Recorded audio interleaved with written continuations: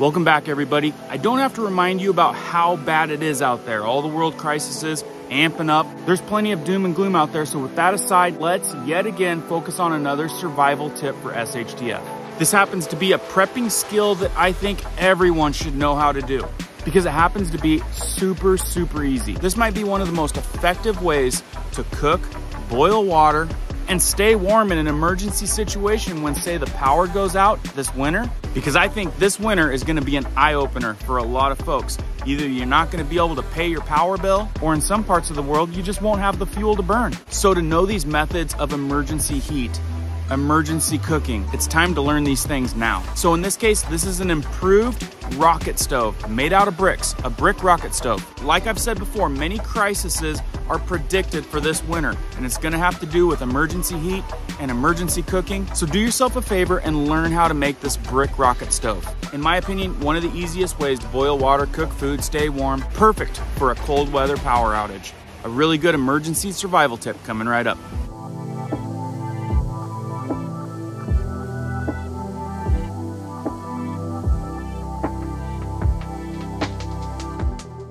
Special welcome to all of our subs. If you're brand new here, like news that affects you, emergency survival tips, emergency preparedness, prepping tips, be sure to hit that notification bell so you guys can stay up to date. Let's jump into this one. Okay guys, so I did a video on a brick rocket stove a while ago, back when I was a younger channel, and old videos really don't get pushed. And this happens to be such an easy and powerful survival tool, which will give you the path to boil water, cook food, and possibly stay warm. And going into this winter, I feel like this is one that everyone should learn. As I said before, economists' predictions for this winter, it said it's gonna put a lot of people in a very difficult position, especially in other parts of the world. And if these world crises keep up, it could put us in that position too. Like I said, expect power outages, expect unreal, insane inflation. It might just come down to you not being able to afford your power bill. So learning this effective way to cook, boil water in an emergency situation, fundamental. And if you're wondering if you're capable of doing this, I believe children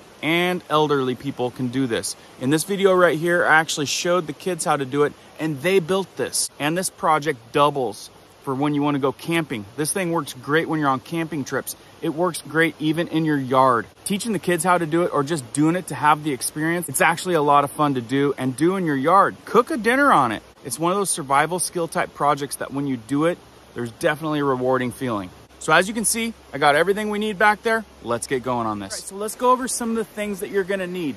You can get away with building this with only 21 bricks. Now I recommend getting 25 bricks because it opens up the door to do a couple other different things. A lot of people ask, do you need to buy the fire bricks? No, you don't need to buy the fire bricks. I've never broke any of these construction bricks yet. And I've used these same bricks in all kinds of different apparatuses. So these ones happen to be construction bricks. It's not gonna be in sections like the garden or the fireplace sections because there's fire bricks and there's also gardening bricks. These are construction bricks and they happen to be the cheapest. But with that said, fire bricks are probably a better brick, but they're gonna cost you a little bit more. I've also seen people use cinder block. You're gonna want some wire.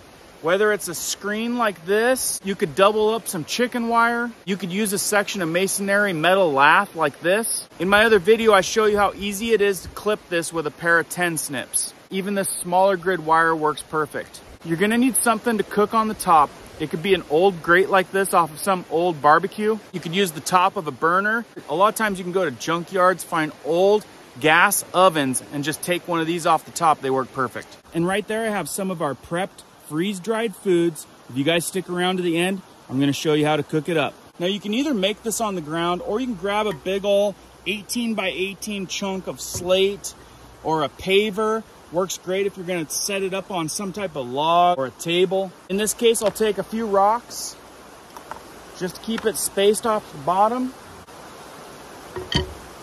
It'll allow air underneath so that way it doesn't get too hot. Okay, so the next thing you're gonna do is you're gonna line up 3 bricks.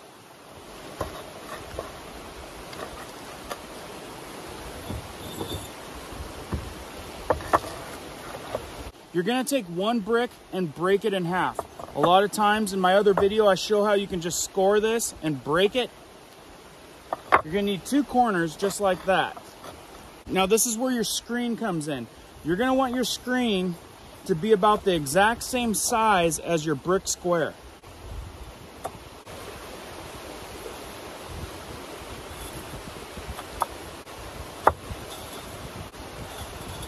Once you get to this point, you're gonna wanna slide this middle brick out. Just pivot it out a little bit. Pull that out. This front brick right here is going to go right there. Now you're just gonna chase it around.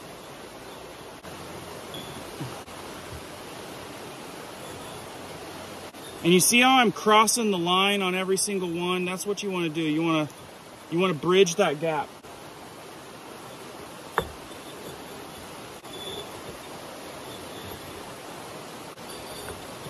So the benefit of going extra high is it makes this chimney chute a little bit taller and it really sucks that air through, giving it a better draft.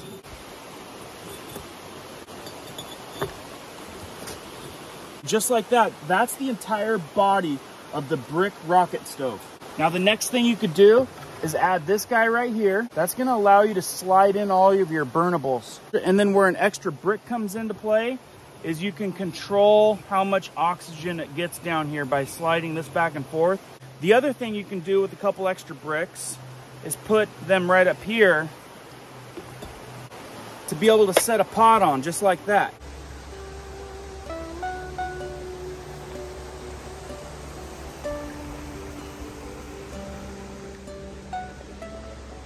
Okay, so like I mentioned before, you can use this guy. You could simply just throw a grate over the top.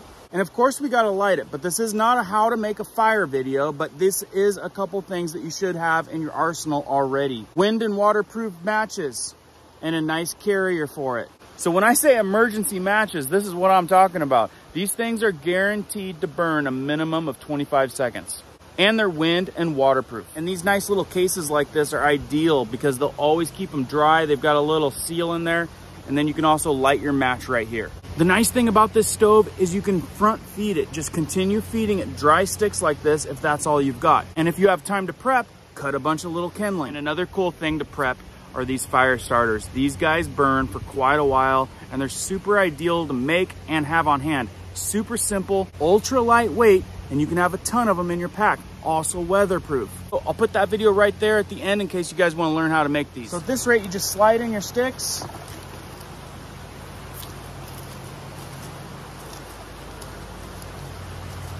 Also, when you're just getting this thing started, you can top load it. Just drop them right down.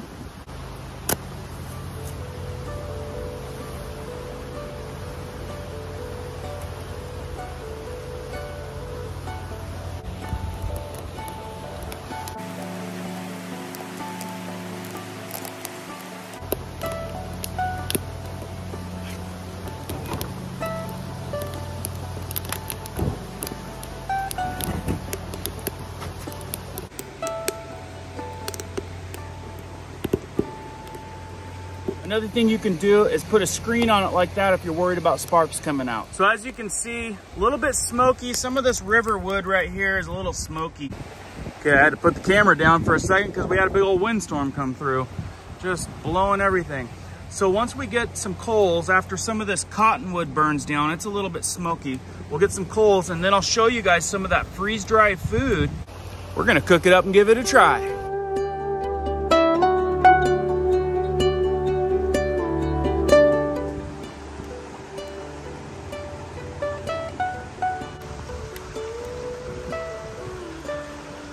Okay guys, so we had to move station. It got really windy up where I was at and the neighbor started mowing his lawn. So I set it back up down here. We've got 3 cups of water boiling. I'm guessing it's gonna take about 6 minutes. Good boy, Jeds.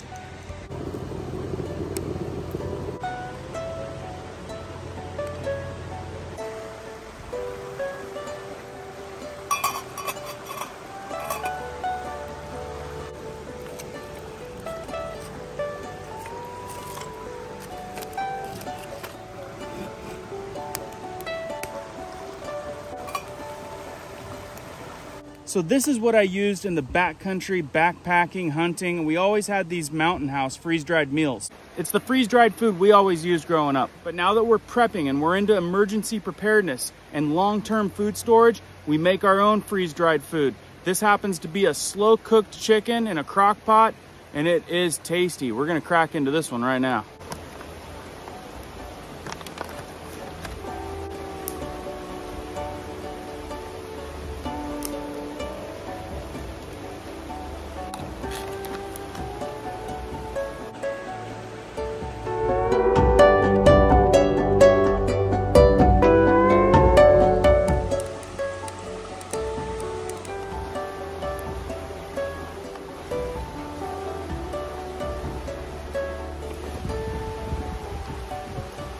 I'm telling you guys, if you need a good freeze-dried recipe or even just a recipe alone on slow-cooked chicken, this one's the bomb. It is absolutely delicious.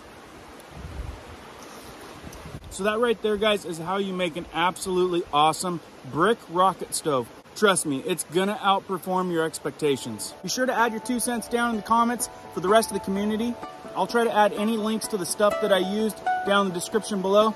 Keep prepping, keep learning, keep doing, guys. We'll see you on the next one.